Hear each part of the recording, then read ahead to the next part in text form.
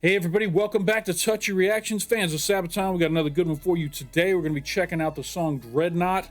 It is September 30th when I'm recording this. In 3 days, I'm going to be in Nashville, Tennessee, seeing Sabaton live for the first time. I'm super excited about it. I've been able to pull their set list off the internet, and there's 2 songs that I have not yet reacted to that are on this set list. We got Dreadnought, which I'm getting ready to react to now, and I'm going to, after I get done with this reaction, I'm going to record Gott mit uns. So that's going to be coming out here later. I got 3 videos for Dreadnought that we're going to be watching tonight. I checked out the Sabaton lyric video. It was just kind of average as far as entertainment value. They basically had a still photo and they were just kind of moving the camera around like this and had the words on the screen. Not a super in-depth lyric video from Sabaton. So I actually found another one by someone called the Scorpion Palacios. It's got a lot more movement and video and stuff on the screen during the lyrics, so we're going to go ahead and check that one out. Following that, you may or may not know this, but Sabaton has not done a history for Dreadnought. So I found a history lesson by Side Projects because I can't wait any longer for Indy to crank out one for Dreadnought. So we're going to watch a video by Side Projects on the Dreadnought, and then let's see, that one is about 15 minutes long. And then we're going to wrap it up with a live performance at Salt Lake City, Utah, that was just uploaded to the to YouTube yesterday by someone called Andrew Williams. So shout out to Andrew for sharing this video. That's the lineup for tonight. Stay tuned if you are into all that kind of stuff. Let's go ahead and jump into this lyric video for the song Dreadnought by Sabaton. Here we go.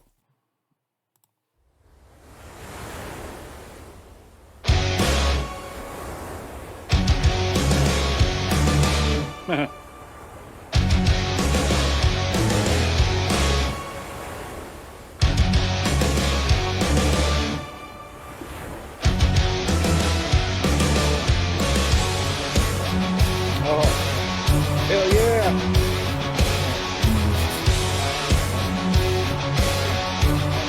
Sabaton's done several songs that sound like marching songs, and this one's already kind of sounded like a marching song. It's just heavy guitars, heavy drums. It's going to be a battleship song like Bismarck, so I loved Bismarck. I hope it's the same. Our shadow moves across the water in pursuit. It splits the waves, come as the sea, and defies the wind.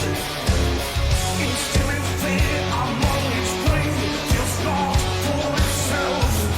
Ahead the sea lies called away to the storm. Wow. Displace the water in its path. Feel the cannons, unlame the guns, unleash the wrath. On the false and the crimson skies, immortalize all the time. The legend will rise, and the foes can believe their eyes, believe their sights as they fall. And the dreadnoughts turn nothing at all. Fuck, that chorus is great. Great chorus. The Dreadnoughts dread nothing at all. Dread not meaning nothing. I never put 2 and 2 together on how that was, the name was made up of. I just never put it together. We dread nothing. We fear nothing. We're the biggest, baddest thing out on the ocean, and we don't fear anybody. So that is the chorus is super catchy for this song. Very nice. I love how the lyrics just build on the size of these things, how big they were, and how just different for their times that they were when they came out, the Dreadnought class battleships. Okay, here we go. All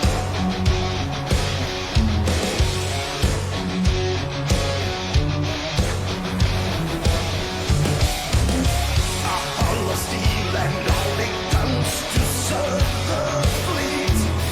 Unravel fire power riding the waves to war. The devastating blow and send their foes down below. Fearless armada now bombard.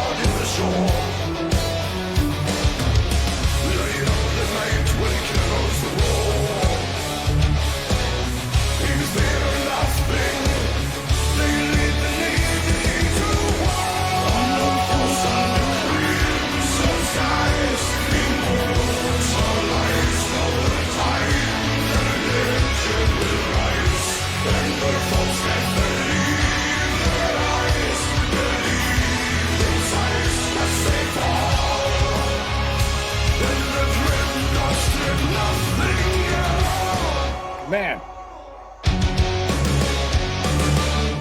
First off, I got to give another shout out to the Scorpion Palacio. This is a pretty great lyric video. It's very entertaining. Lots of great shots of big battleships.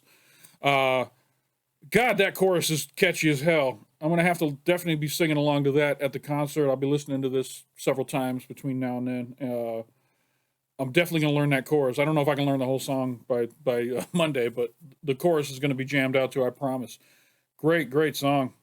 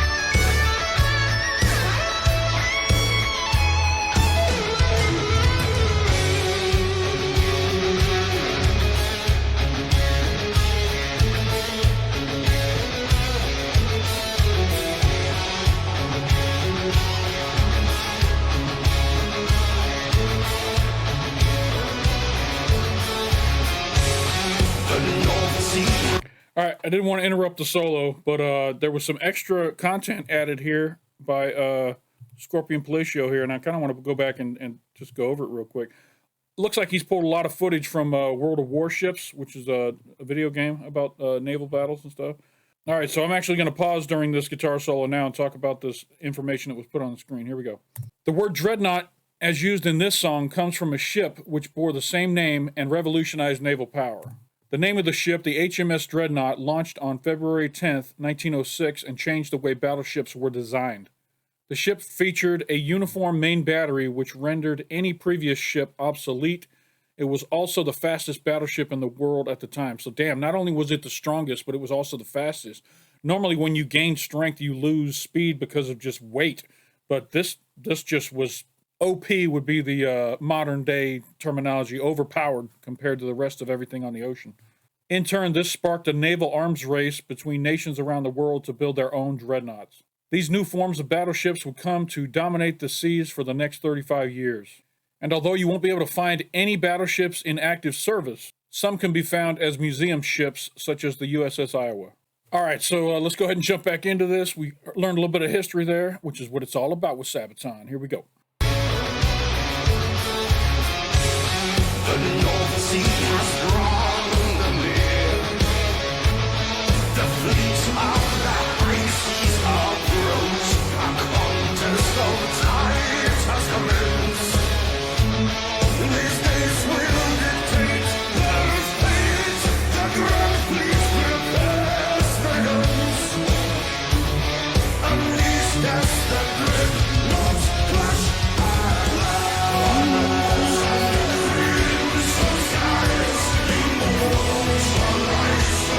The Crimson Skies line here makes me think of at nighttime when a battleship is firing, all you see is the red and the yellow of their guns going off. It's completely pitch black except for those crimson skies lit up when the battleships fire. That's what that visualization makes me think of there.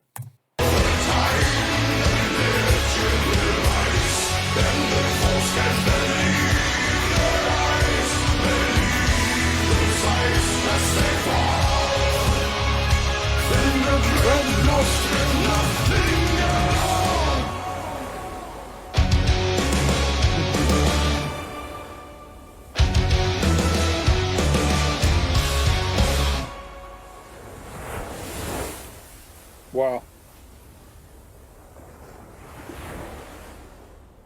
Damn, this might be one of my favorite songs off the new album. It hits hard. It's got a great story. I'm guessing they might not have done a Sabaton history to this because they might have covered some of this during the Bismarck history. I'm not sure. I might be wrong. All right, so for the first time on my channel, we're going to go to a history lesson not by Indy Nidell. I hope this person does not copyright me and make me cover all this up. We'll find out during editing. But yeah, this is Side Projects with HMS Dreadnought, the battleship that changed naval warfare in 1906. Here we go. Nearly 530 feet long, displacing more than 20,000 tons and powered by steam turbine engines that collectively produced more than 20,000 horsepower, HMS Dreadnought was the fastest, most lethal, and most technologically advanced battleship in existence when she first sailed in 1906. In fact, her cutting-edge design, impressive performance, and abundant firepower were such game changers that her name eventually described an entire class of battleships known as the Dreadnoughts, which aptly means fear nothing. Almost overnight, ships that had once reigned supreme paled in comparison to the new titan on the block, hence they were referred to as pre-dreadnoughts. This giant leap forward sparked an all-out arms race between the navies of America, Germany, France, Russia, and Japan. But despite all the hype, Dreadnought's service life was surprisingly short. There's always someone out there trying to figure a way to counter that new weapon. So, you know, if it was only a 35 years is what it said during the lyric video there, lifespan that this ship traveled, it must be because somebody figured out a way to do it bigger, better, faster, or someone figured out what the weakness was and it was such that they couldn't afford to have these types of ships anymore. So that's what I'm guessing.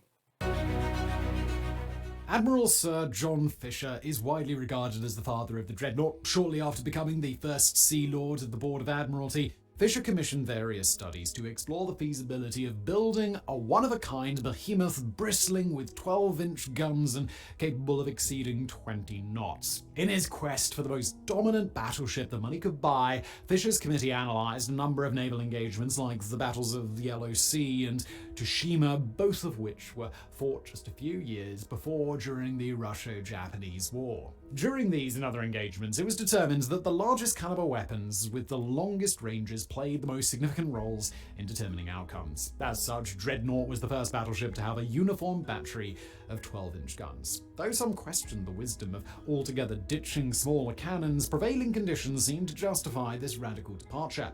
With ever-increasing ranges, gunners and spotters typically had to wait to see where shells impacted before making the necessary adjustments and refiring. With rounds of various sizes causing huge splashes around the target, it was nearly impossible to tell which splash came from which size projectile. Under enemy fire, precious seconds could be the difference between life and death, and it made the process of recalculating fire inefficient. To get around this, only guns of one size were allowed to fire at any given time. This solved the annoying splash identification problem, but it also temporarily silenced the big guns when they were needed most and negated the benefits derived from the smaller guns' higher rates of fire. In addition, with new longer-range torpedoes entering service, it was likely that the distances at which future naval battles were fought would continue to increase, perhaps even out past the distance the smaller guns were capable of reaching.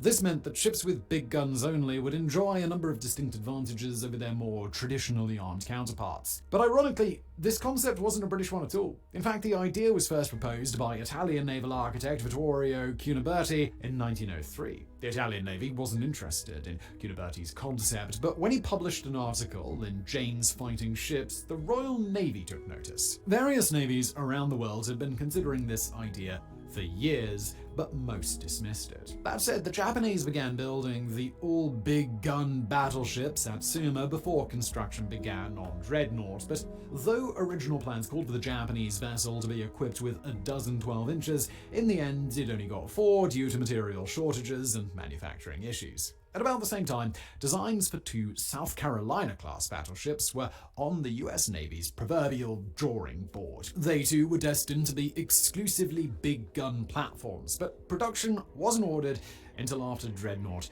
had already sailed. A number of designs were submitted to Admiral Fisher's committee, but though advances in weaponry, propulsion, and communication were key, members were also tasked with weighing these elements against how quickly the ship could be built. But though supposedly independent, each committee member had been personally appointed by Fisher, and the body was collectively criticized for big of it bust. Nonetheless, in March of 1905, the group settled on the ship's armament, layout, and steam turbine engines, the latter of which produced more power and weighed significantly less. It's nice when the committee deciding your budget is all appointed by you. That makes the decision pretty simple. Smart man. Reciprocating engines of the day. Another notable element was the addition of more stalwart bulkheads to protect magazines and engine components from mine and torpedo explosions, though this added weight meant that the thickness of the armor at the waterline was reduced by about 1 inch.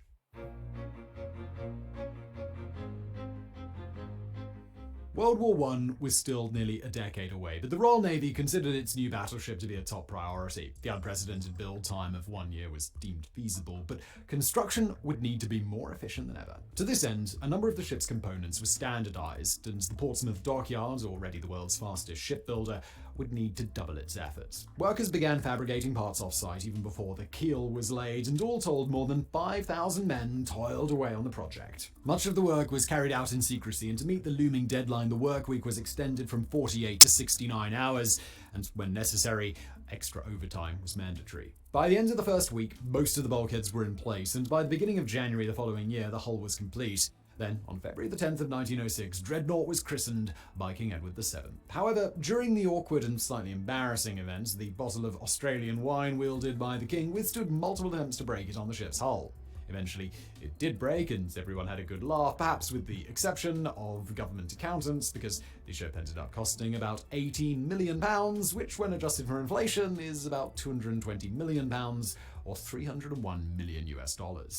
Alright, now back to today's video in just a moment, but first, here's a quick word from today's sponsor, Surfshark. Look, you use the internet, and unfortunately, while the internet is awesome, it can also be a little bit weird. There are people out there who want to ruin your day, take your details, maybe even steal your identity. Fortunately, Surfshark has HackLock, which searches databases for your passwords to let you know if they've been leaked somewhere, and then you can change them and stay safe. Also, once you're nice and safe online, maybe you're like, let's watch some Netflix. Today I want to watch a little Tom Cruise, because who doesn't? But what's this? Mission Impossible, only available in Europe, and you live in Nebraska? Terrible. But Surfshark fixes all of that right up. Fire up that VPN.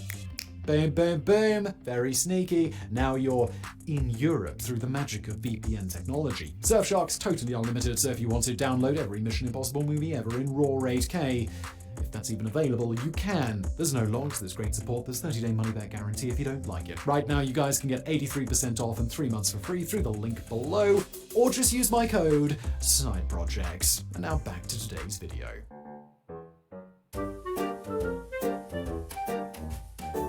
Compared to the two Lord Nelson-class ships then under construction, Dreadnought was much larger. Originally crewed by 700 officers and seamen, many of the former weren't particularly pleased with the ship's layout, primarily. So before we move on out of the construction phase, I just want to mention I'm in construction, and I'm in government construction, and I know how long it takes with all the red tape and regulations to get anything built. The fact that they're able to build something this massive and this expensive in a year is just incredible. I'm sure there were way less safety regulations and environmental regulations and all the stuff that we deal with these days back then, but it's still impressive that they were able to build something of this size and cost in such a short period of time. They did have thousands of people working on it, and I'm sure it was one of those whatever it takes kind of endeavors, and those are always nice, I'll tell you that. It's always nice to have the entire backing of the company to give you all the support you need, so that's probably how they got it done.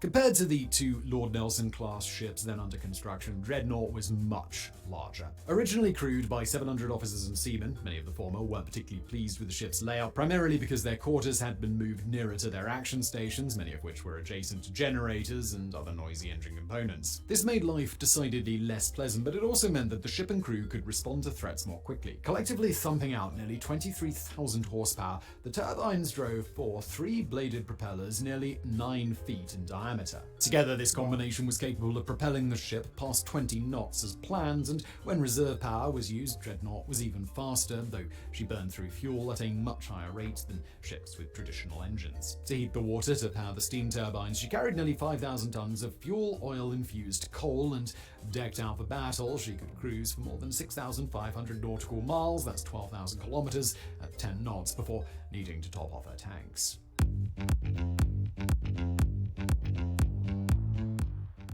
Dreadnought's main armament consisted of 10 12-inch Vickers Mark X guns housed in 5 double turrets, though only the forward 2 and the aft 1 were positioned along the ship's centerline, while the wing turrets were port and aft of the superstructure. With a barrel length of 45 feet, including their breeches, the guns weighed nearly 60 tons, excluding the weight of the turrets, armor, loading mechanisms, and other equipment.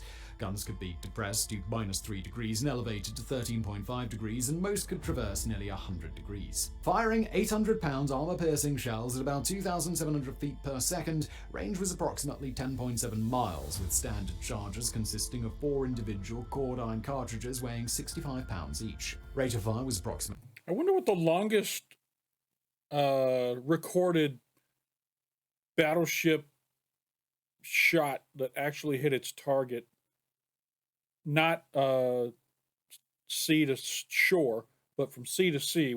I wonder what the longest actual sea to sea shot that hit its target is. I'm curious. 10 miles is a long way to shoot and be accurate.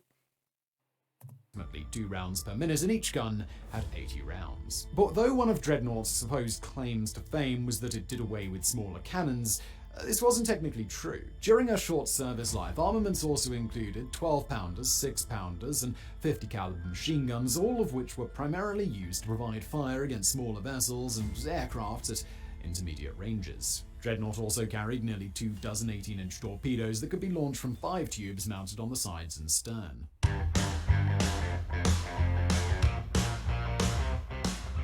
Great strides in the accuracy of long-range fire were made in the years leading up to the First World War, and Dreadnought was capable of outgunning most of the enemy ships that she was likely to encounter on the high seas. This was largely made possible by its central mechanical computer that calculated and transmitted range, course, and deflection to the individual turrets. The system incorporated a network of rangefinders, transmitting stations, and control positions, and like a giant switchboard, communications could be routed in various different combinations to ensure that the gun crews who needed information first actually got it first. This was the first such system of its kind in the Royal Navy, but Dreadnought still retained the old voice pipes of its predecessors because, in chaotic battle conditions, when the ship's computer and electrical systems had been damaged, yelling was often the most efficient method of communication. Trials revealed that the system worked remarkably well, but years after Dreadnought entered service, she received a comprehensive overhaul that included the addition of new gyro-stabilized rangefinders and the rerouting of wire through areas of the ship that were less prone to battle damage.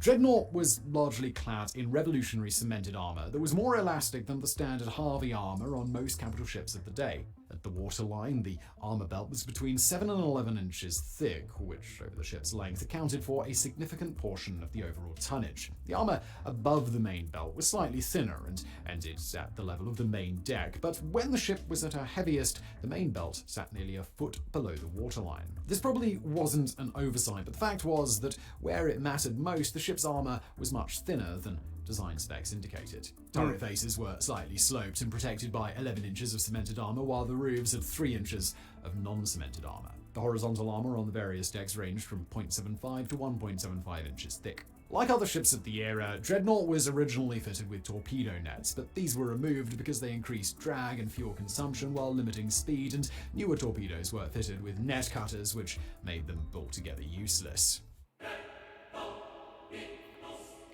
I've never heard of a torpedo net. I have no idea how that works. I might have to do a little research on the side to figure that out.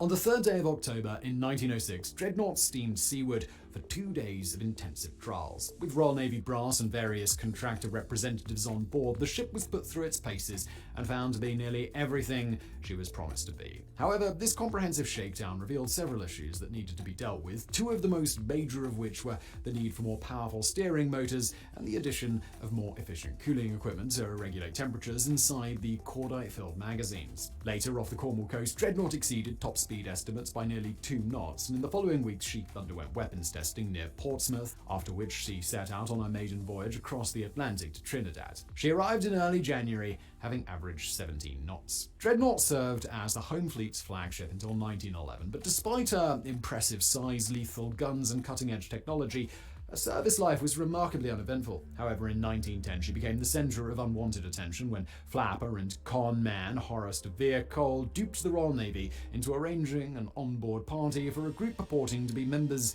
of the Abyssinian royal family. However, the royal group was made up exclusively of eccentric hucksters, artists, and writers like Virginia Woolf, nearly all of whom were decked out in gaudy costumes and donning brown shoe polish on their faces. Oh my God. So a con man got a bunch of his friends to dress up in blackface and pretend to be dignitaries so they could have a party on the Dreadnought. Jesus Christ. Every generation has its asshole rich person con man. Jesus. Fill in the blank. Thereafter referred to as the Dreadnought hoax, the debacle was particularly embarrassing for all involved since the ship was the foremost symbol of Britain's global might. After her stint as flagship, Dreadnought was assigned to the Home Fleet's 1st Division, and the following summer she featured prominently in the coronation of King George V. The following year, she was transferred to yet another division and spent the bulk of her time in the Mediterranean on training exercises. By the time the First World War broke out in 1914, she was attached to the 4th North Sea Battle Squadron headquartered in Scapa Flow. But though she'd been destined to engage and destroy enemy vessels, her only notable wartime action occurred in mid-March of 1915 when she rammed and sank the German sub SMU-29, which had made the fatal error of surfacing directly in her path after firing a torpedo at another English warship. When the crew realized what they'd done, it was already too late. The Dreadnought's reinforced steel bow sliced through the sub easily, marking the first recorded incident in which a surface ship intentionally sunk a submersible. However, during many of the war's most significant naval engagements, like the Battle of Jutland, Dreadnought was undergoing extensive refitting and therefore out of service. Later, she accompanied a number of pre-Dreadnought class ships that were relegated to the waters around the mouth of the Thames to deter lurking German battle cruisers from shelling coastal areas. So it's like the person who buys the biggest, baddest gun in the world to protect themselves and their family, and then never is faced with a scenario where they need to ever use that gun. And then by the time the ship was taken out of service, they had never fired a shell in anger toward an enemy.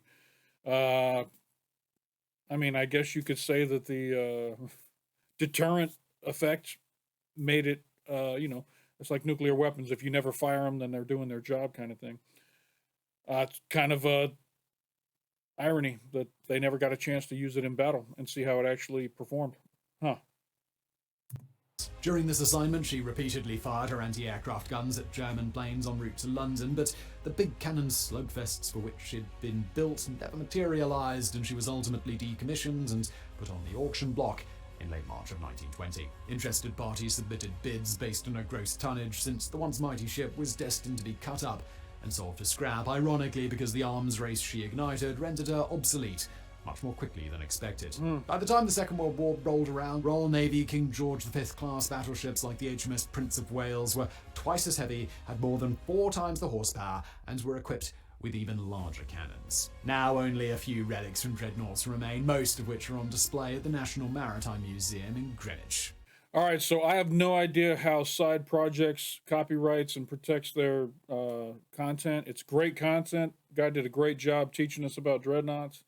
And so if I had to chop this thing up really bad, I apologize. That's what I have to do sometimes to get past copyrights. I'm going to try and upload it with no edits whatsoever first, and then we'll start working on it after that if they block it. So if we may have just skipped over the entire history portion of this video. If that happened, you guys know why. So let's go ahead and check out this live performance and wrap up this deep dive into the song Dreadnought. This is a live performance in Salt Lake City, Utah in 2022. This is the tour that I'm actually going to see on Monday. Almost don't want to watch this because I don't want to get no spoilers. But maybe instead of this, when I finally edit and put up this video, instead of watching this one, you'll be watching me at the concert. So we'll see what happens. Let's go ahead and check this out. Here we go. Shout out again to Andrew Williams.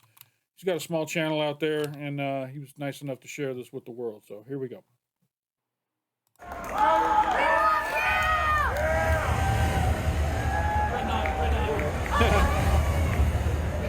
Dreadnought, Dreadnought is coming. I can hear it.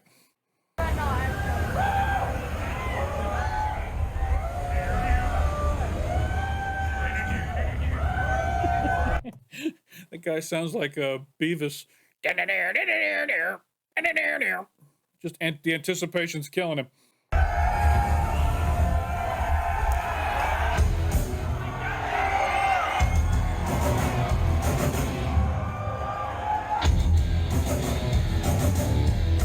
Wow.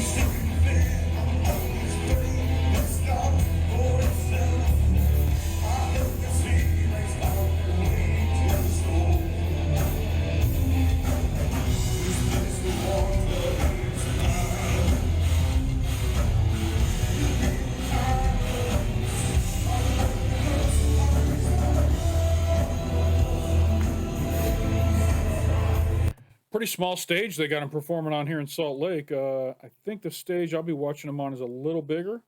I'm going to put up a picture right here. This is looking from the stage out on the audience. It's a pretty small venue there in Tennessee that we're going to be going to see them at. And I'll put an arrow right here. This is where we're going to be sitting. So you guys will know where we're at when you see our video. Here we go.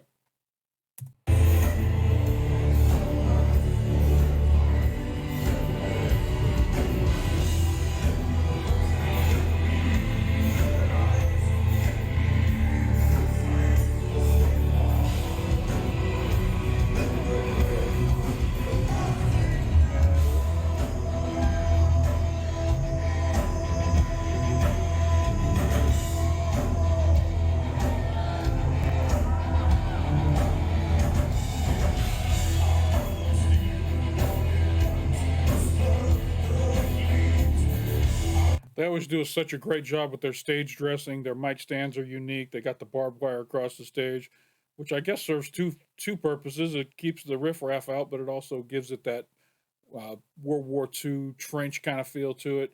And you know, of course we got to talk about the drum kit. Hannes's drum kit is always just amazing in some sort of tank, you know, construction. And it looks great. These guys always are heavy with the theatrics. I love the lighting here, and the video looks great too.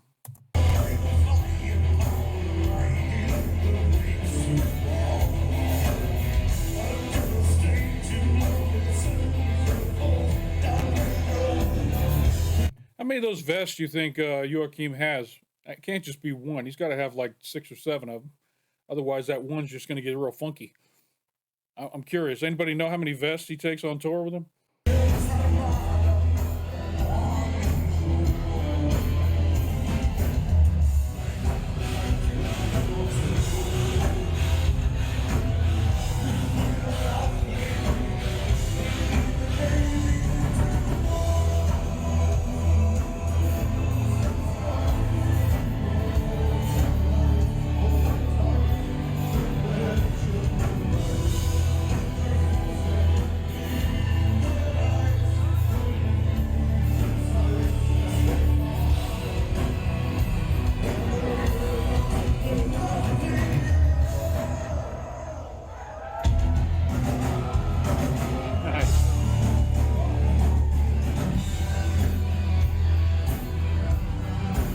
get to see who does this guitar solo now. It looks like it's Tommy.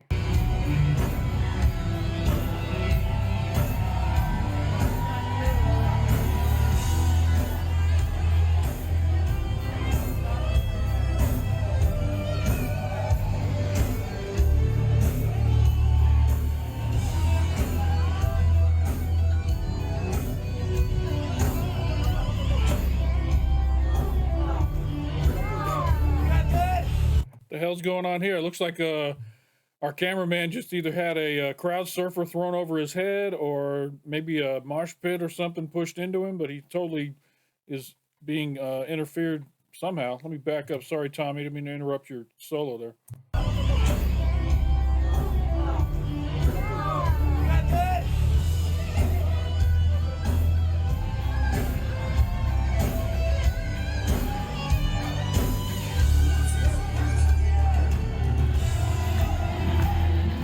I thought about getting some of these camouflage pants to wear to the concert, but I just can't see myself doing that. I was gonna do it. I went as far as to looking them up online, but I just couldn't picture myself wearing them in public. I don't know. I just don't want to be that fan. Not that there's anything wrong with that fan, but I don't know. I'm a little too private, which is you guys all know me. I'm private. I don't share them with anybody. I don't know. Shout out to all y'all that wear these pants to the concerts.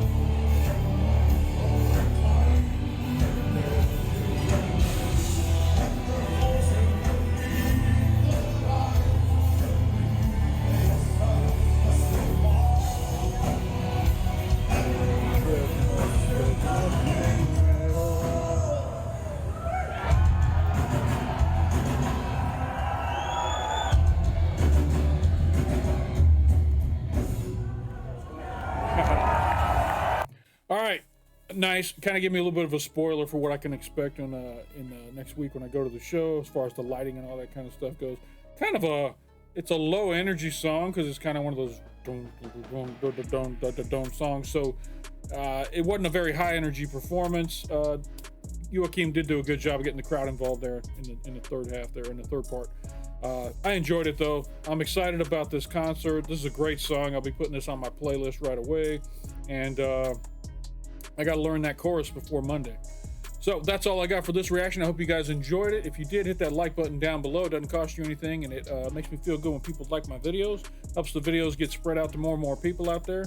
If you're not already subscribed to Touchy Reactions, there's a big red button down below. If you click on that, it'll turn gray and let you know you have subscribed. And if you hit that bell off to the side, it'll let you know anytime I drop some new content over here at Touchy Reactions. If you're a Sabaton fan who just discovered my channel, I got over 75 Sabaton reactions on this channel from the day one till now, going to see them live. So tune in to my channel, check out the playlist for Sabaton, and go check out some of those other reactions. I got a Patreon. Love all my patrons. Thank all the patrons who've been supporting the channel financially. You guys rock. If you're the type of person who likes to support small channels trying to grow on YouTube, there's a link up in the corner to the Patreon. There's also one down in the description. Love all my patrons. Thank you all so much. That's all I got for this reaction. I appreciate you stopping by, and don't forget to come on back.